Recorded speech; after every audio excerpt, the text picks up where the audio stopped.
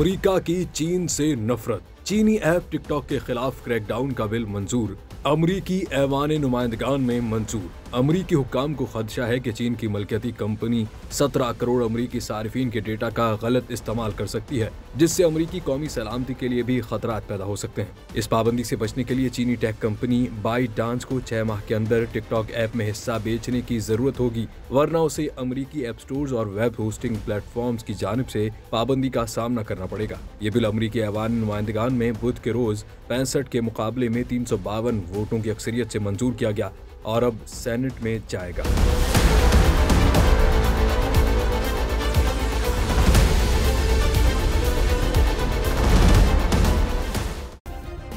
Subscribe करें और bell दबाएं ताकि कोई खबर रह न जाए।